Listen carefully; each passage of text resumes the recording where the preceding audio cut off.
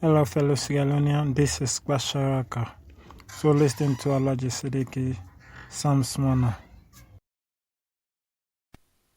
Safa sapheli sizwe simnyama iwasafa isizwe saba yamula mola ayinkokhelize wemaye wemolo Safa sapheli sizwe simnyama iwasafa isizwe saba yamula mola ayinkokhelize wemaye ngiyakhala Safa sapheli sizwe simnyama iwasafa isizwe saba. A very good concern looking at the situation that's ongoing in the country. I believe that we as a nation have adopted a system called democracy, which is in itself government. It's by the people, for the people, and of the people. And looking at it, the dictates of democracy gives equal opportunity to all. This has been a vehicle that we utilize, to which there is equality for all. So to speak, in terms of democracy, we are able to utilize that as a vehicle in terms of governance. And the rule of law as dictated by the Constitution of our country, wherein is clearly stated. And then also looking at what we're referring to, what we talked about in terms of the democracy. This is an instrument that we've been utilizing, like I mentioned earlier.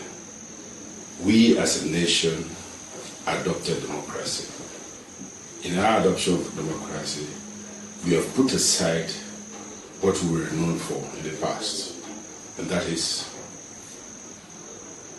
chief, whether the tribal headman, or the strongest man in the neighborhood, or the kings and queens we used to have in the past, and adopted this new system called democracy, government by the people, of the people, and for the people.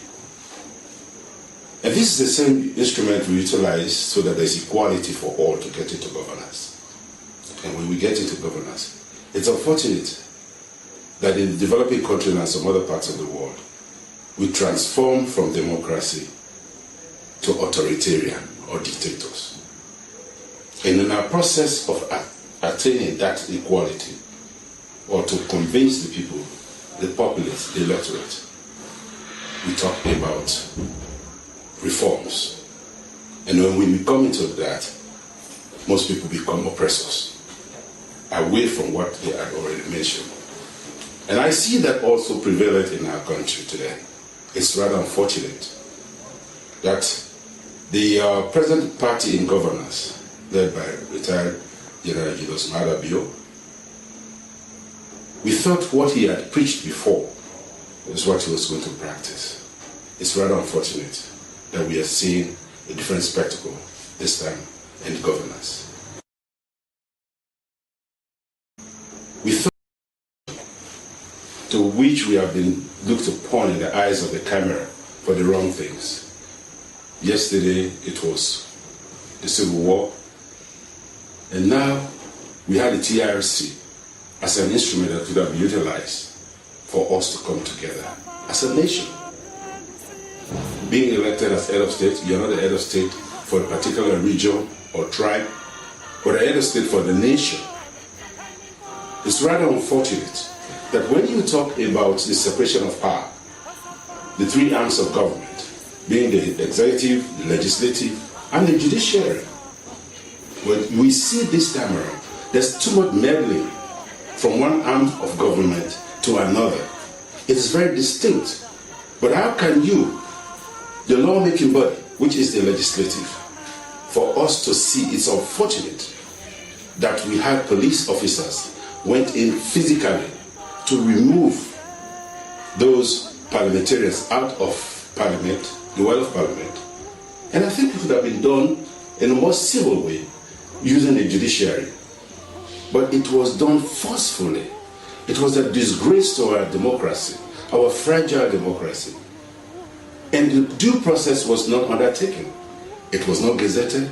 They just decided to put them as runners up from one constituency to another. And yet there's one constituency, that is still pending. And that is constituency 110, wherein the election was conducted. But for whatever reason, up to now, we don't have a result for that constituency. Maybe because the APC party won the election and they don't want to have some issues in parliament. It's unfortunate that our democracy is under challenge. And if you look at it, as you already mentioned, on other related issues, the attack on the APC party office without no condemnation from His Excellency the President, or like we used to do before when President Nkrumah, when there were issues with another political party. In the past, I remember what happened to the SLPP office. I visited the office, and later on there was another incident, President Nkrumah went there. It's to show solidarity.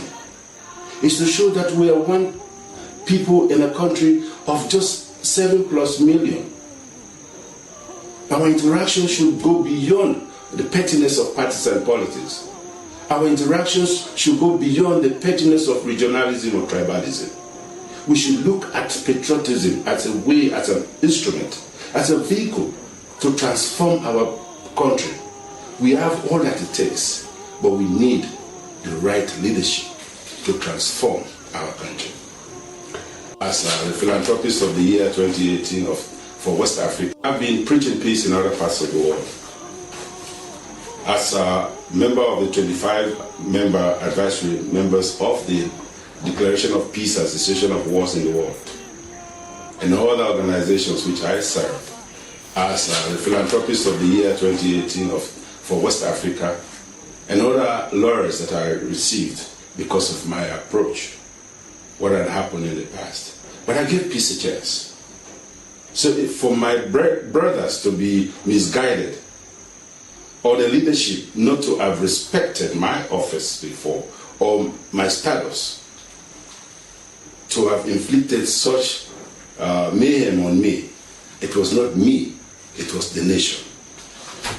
And this is a bad example. And I believe in my own doctrine, my upbringing, is to give peace a chance. We can only build this country when we give peace a chance. Peace is the foundation for development. And I give credit to Amat Jankaba.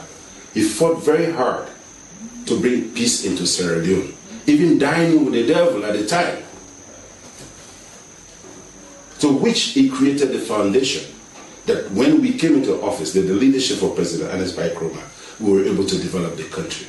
But today, we're now 2 steps backward from where we are. And I see it very clear that no matter what happened to me in Port Loko, with whatever was mentioned by the police, and also that happened to me in Kono, I was supposed to provide leadership and to show my patriotism, because I don't want Sierra Leone to be known for the wrong things any further. So that's in your view pretty much exemplary on the side? Well, so to speak, but that's my upbringing, and that's what leadership requires. I was informed at the time when I was having an international assignment, and I was out of the country. The mode, in fact, that I was invited was through the social media sent to me, which to me was not, didn't play well, didn't stand out well in terms of talking. Very clear that no matter what happened to me in Port Loko, somebody, not media sent to me, which to me was not, didn't. But it was rather ridiculous, because you cannot be a player and a referee. I was pretty much exemplary on the side. Well, so to speak, but that's my upbringing. The mode, in fact, that I was invited was through the social media sent to me, which to me was not, didn't play well, didn't stand out well in terms of talking to somebody of that caliber. Not looking at exactly what they were doing or what they wanted. The idea was good, peace. But I had written to the Interreligious Council before that, asking them to intervene, to to bring us together as stakeholders. Because you cannot, like I mentioned, you cannot be a player and referee at the same time. I was a victim of what was ongoing in the country in the hands of the present regime. But instead, I asked them that you cannot sit by Interreligious Council and allow this to go on because you are the best moderator in this issue, could be in this issue, and not the party in government, because they are comparable. They've inflicted a lot of wrongs to the citizenry, especially the opposition. So they were the wrong guys or the wrong team to have called for such a meeting. Well, to start with, the issue of corruption, I frown at corruption. But it's very clear that we don't need to reinvent the world. What do I mean? We already have institutions in place that could have been utilized. I believe the issue of the Commission of Inquiry, bringing in 3 judges and for X amount of months, was a waste of state funds. I repeat, it was a waste of state funds. We could have utilized the Anti-Corruption Commission, but I see it as a vehicle of victimization. It was done purposely in order to victimize the opposition party, because we should not make laws based on one particular ethnicity or political party or region. It should be fair across the table. And I say this because it is very clear in the report that how can you have the various permanent secretaries who are controllers of the vote.